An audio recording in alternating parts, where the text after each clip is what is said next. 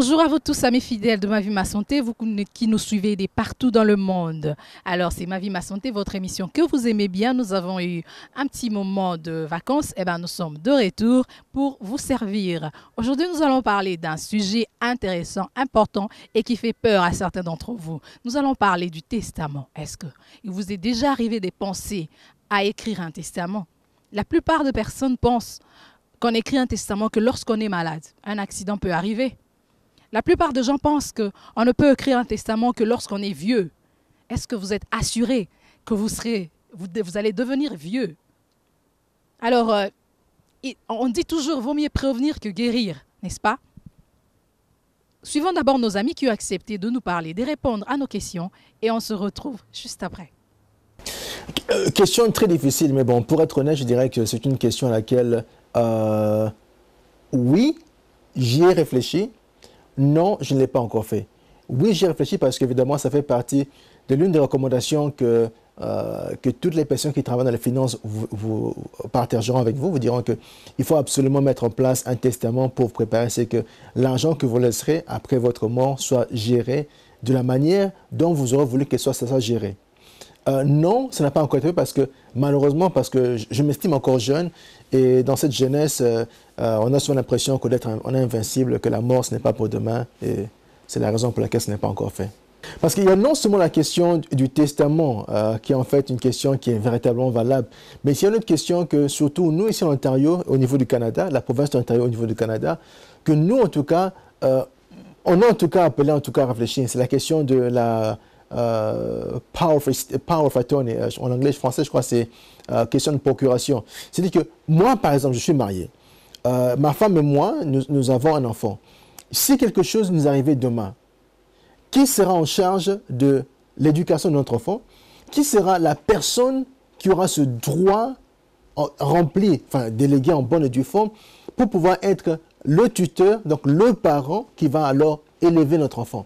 C'est une question fondamentale à laquelle on ne pense pas beaucoup. On pense très souvent au premier aspect qui est l'aspect général, qui est l'aspect du testament, mais il y a un aspect aussi beaucoup plus important que nous les parents souvent on néglige beaucoup au niveau du Canada, au niveau de l'Ontario, c'est la question de la procuration. C'est-à-dire que on doit vraiment chercher à savoir quelle est la personne que nous estimons avoir les mêmes valeurs, les mêmes principes que nous, qui pourront en tout cas alors nous remplacer en cas d'accident, nous remplacer devant l'enfant, lui procurer la même éducation, lui procurer le même amour, lui procurer la même affection que nous les parents aurions voulu en tout cas lui apporter. C'est une question très importante à laquelle je pense très profondément ces jours-ci, mais malheureusement je n'ai pas encore trouvé de réponse et j'espère que peut-être dans les jours à venir, ma femme et moi pourrons trouver une réponse, non seulement par rapport à la question du testament qu'on pourra alors faire en bonne et due forme devant un avocat, et que ce soit fait sans qu'il n'y ait pas de failles qui pourra en tout cas laisser des ouvertures que le juge pourra en tout cas bloquer, mais aussi la question de la procuration. Nous voulons aussi savoir que en cas d'accident, qui sera la personne ou qui sera le couple qui sera en tout cas habilité, à pouvoir nous remplacer devant notre enfant. Parlons du testament. Sincèrement, j'ai jamais pensé à rédiger mon testament. Peut-être parce que j'estime que je suis encore jeune. Peut-être bien. Mais sincèrement, c'est une idée qui n'a jamais traversé mon esprit, mais c'est vraiment important. Parce que dans certaines sociétés, cela vous permet et met à l'abri vos enfants ou bien votre famille. Et dans d'autres sociétés, quoi qu'il puisse exister, ce n'est pas toujours évident parce qu'il n'est pas respecté. Ça, c'est particulièrement mon pays. Mais bon, que dire de plus encore? Bonjour tout le monde, mon nom c'est Arthur C. Je suis de la Côte d'Ivoire. Je suis né à Abidjan et... C'est ça. À vrai dire, non. Jamais. Bon, je connais même pas... je sais même pas comment ça se fait. Je sais qu'on va avoir un notaire pour cela. Et puis, je sais qu'en Afrique, c'est quand le père a des biens, qu'il les lègue à ses enfants. Et il peut le changer quand il veut, tout ça. Mais moi, sincèrement, à vrai dire, moi-même, j'y ai pas pensé. J'y ai pensé, disons, ces 2 dernières années. Mais je n'ai jamais eu le courage ou le temps. Je me dis que je le remettrai à plus tard, je le ferai plus tard, mais je ne l'ai jamais réellement fait. Wills and powers of attorneys are very, very important. A will is something that ensures that your property is passed on to the correct person that you want it to be passed on to when you leave this earth. Because some people don't want to think about death, but dying is a part of living. So personally, I do have a will, and I would encourage everyone to have a will. A power of attorney is also important. A power of attorney ensures that while you are alive, if you are incapacitated, meaning if you are not able to take care of your own finances or your health, that somebody that you trust will make the decision for you. If you don't have something in place, anybody can make decisions for you that you don't want, somebody you don't love, somebody you don't trust. But if you have something in place, it ensures that the person making the decision is somebody you trust and respect. So powers of attorney, a will, is very, very, very important. I encourage everyone to get one. Thank you. Je n'ai pas encore pensé à l'écrire, mais c'est dans la tête. Donc, quand je dis je n'ai pas encore pensé, je pense souvent à écrire mon testament, et je suis en train de mettre tous les idées, je dirais, sur papier, mais je ne l'ai pas encore mis sur... comment est-ce que je vais dire ça? Sur un cahier ou bien scellé quelque part dessus, mais je pense sérieusement. Quand vous venez de le suivre, vous êtes sûrement, vous pensez sûrement de la même manière que ces personnes que nous venons de suivre. Peut-être quand on vous pose la question, est-ce que vous avez écrit votre testament? Vous dites, eh ben, je suis encore jeune, j'ai encore les temps, je dois attendre quand je serai vieux. C'est pas certain. Qu'est-ce qui prouve que vous allez avoir 80 ans? Qu'est-ce qui prouve que vous aurez 75 ans? Eh bien, il faut toujours prévoir. Le testament vous aide à avoir l'esprit clair, l'esprit calme. Après votre départ, vous savez ce qui va se passer. Vous vivez dans un pays étranger, vous devez connaître vos droits et vos devoirs.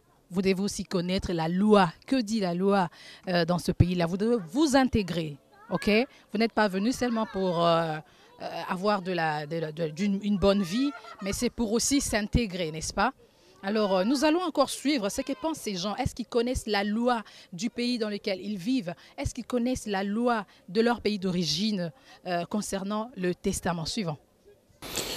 Je sais que, si je m'en abuse, que la loi canadienne prévoit qu'en cas de décès et en absence d'un testament rempli en bonne et due forme, que c'est l'État, en fait, qui va se charger de la gestion de ce qu'on appelle en anglais estate. Je crois que les biens du défunt, la gestion de cet estate, c'est l'État qui va s'en charger et qui sera là comme étant la partie qui va décider de la manière dont les biens seront répartis, distribués entre les enfants, entre les personnes qui du moins auront ce droit légal de pouvoir demander à avoir accès à ces biens.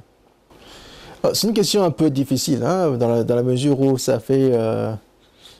j'ai quitté le Congo en 1996, je ne suis retourné qu'en 2009 et je n'ai fait que 10 jours. Donc ma connaissance par rapport à cette question précise, elle est un peu vague, pour ne pas dire générale. Mais du moins, je sais que de manière fondamentale, s'il faut s'attacher au principe, que le principe reste plus ou moins le même. C'est-à-dire qu'en l'absence d'un testament en bonne et due forme, les biens pourraient alors être répartis selon la décision de la justice, qui pourra alors regarder alors autour de la famille du défunt, qui sont les personnes qui ont plus ou moins accès, je pense, voilà le mot qui me retrouve, qui ont plus ou moins droit par rapport au patrimoine qui aurait été laissé par le défunt. Alors, en l'absence d'un testament, ce sera peut-être, je pense, si je ne me trompe pas, ce sera le juge, ce sera la justice, alors de pouvoir établir maintenant qui seront les personnes qui seront habilitées à entrer dans leurs droits par rapport au patrimoine. Alors, quant aux questions techniques, quant aux aspects techniques de la manière dont ces choses doivent être alors présentées devant la justice, et que alors les personnes qui aspirent à avoir justice par rapport à cela puissent rentrer dans leurs droits, ça, ce sont des technicalités pour lesquelles je risquerai en tout cas de m'appuyer sur les épaules de mes amis qui sont restés au Congo et qui travaillent en tout cas dans ce domaine-là. De ce côté-là, j'y connais absolument rien. Absolument rien. Concernant mon pays, certaines personnes laissent des testaments. Je suis du Congo RDC, la République démocratique du Congo. Il existe certaines personnes qui ont des testaments, mais très souvent, quoique je ne maîtrise pas les statistiques, ces personnes ne sont pas nombreuses. Et surtout les testaments écrits, ça n'existe presque pas. Mais bon, il est de certaines personnes qui laissent peut-être bien un mot, qui peut aussi être considéré comme un testament, qui, si jamais elle passait, elle décédait, que cela puisse être appliqué, mais comme vous le savez, c'est pas toujours respecté, malheureusement, mais c'est la réalité. Si tu ne laisses pas un testament, en principe, l'État peut prendre tes biens. Ça, c'est ainsi, parce que tu ne dis rien, on ne peut pas laisser non plus aussi les biens juste comme ça. L'État peut s'en approprier. La politique, enfin tout ce qui concerne genre la politique ou bien les choses de ce genre, vraiment, je ne m'y intéressais pas, à vrai dire. Je m'y intéressais pas. Ce que je sais que en Afrique, quand les parents laissent leurs biens, les familles se battent pour cela après, et puis ils s'attaquent même spirituellement, tout ça. Sinon, à vrai dire, non. Et je n'ai jamais compté même sur le testament, c'est-à-dire les biens de mon père ou quoi que ce soit. Je me suis dit, mon père m'a toujours appris à apprendre à compter sur toi-même. Et bon, c'est quelque chose auquel je dois y songer pour le bien de mes enfants, même l'assurance, tout ça. Y songer pour ne pas les laisser avec des dettes, tout ça, si jamais je m'en vais, quoi. Si jamais un jour j'y passe. Non, je ne sais pas. Mais à force d'en parler ici, je vais aller bouquiner tout ça et puis voir ce que je dois faire. Merci. Je crois savoir que c'est... on le pense toujours que c'est la famille s'en occupera. Je crois savoir que c'est le gouvernement peut se charger de léguer de la succession. Je crois savoir que le gouvernement peut s'en charger dans certains cas. C'est ce que je pense. Je suis... On veut savoir qui prévoit alors la loi de ton pays d'origine. Angolo-congolais. Okay. Oui. Et la loi de mon pays d'origine, je sais que la loi comme telle, je pense que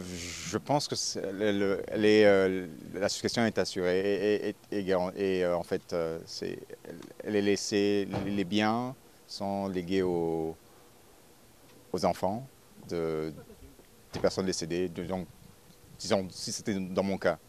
Je pense que c'est... Mais dans la majorité des cas, je sais que c'est une entente entre familles qui, justement, décide, en s'asseyant après le décès d'une personne, on essaie de décider de ce qu'il arrivera des biens que la personne décédée a laissé. C'est ce que je pense. In Jamaica, I believe if you die without a will, your property goes to the government. And then your loved ones, your family, will have to apply to the government and say that this is what they think you would want. And it's a very lengthy process. It could take years before your wishes or the people you love get whatever they're entitled to. In Canada, if you die and you don't have a will, the same thing applies. Your estate, which is typically your immediate family, is entitled to whatever you have. However, you also have to apply through the government to get whatever your family is supposed to get. If it's small, a small estate, and somebody in the bank knows you could go to them and they could sometimes try to help you out. However, if it's a large estate, then you would have to definitely apply through the government. It says the person dies intestate if they die without a will, and you have to apply, and it's a very lengthy process. So very important to have a will. One, things will be done smoothly, quickly, and to the person who you intended to go to. Non, exactement. Puisque tu m'as posé la question, je pense que je vais aller essayer de voir ça pour que je puisse être à la page. C'est comme on le dit.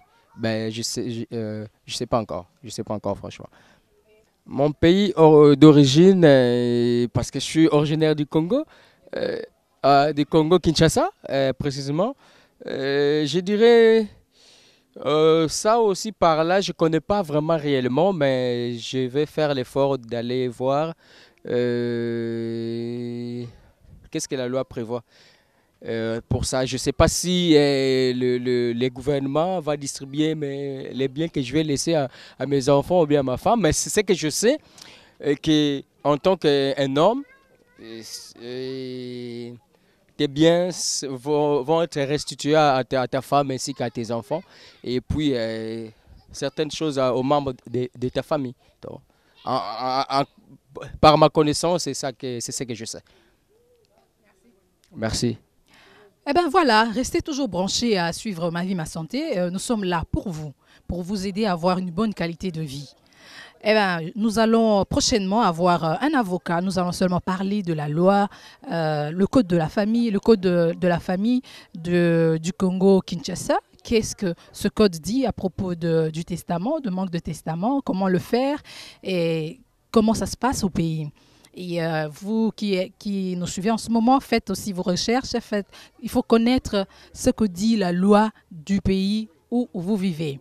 Alors, pour la suite, on se voit prochainement pour un nouveau numéro, pour la suite de ce sujet, les testaments. On se voit prochainement pour en savoir plus, pour avoir l'avis d'un expert, d'un avocat.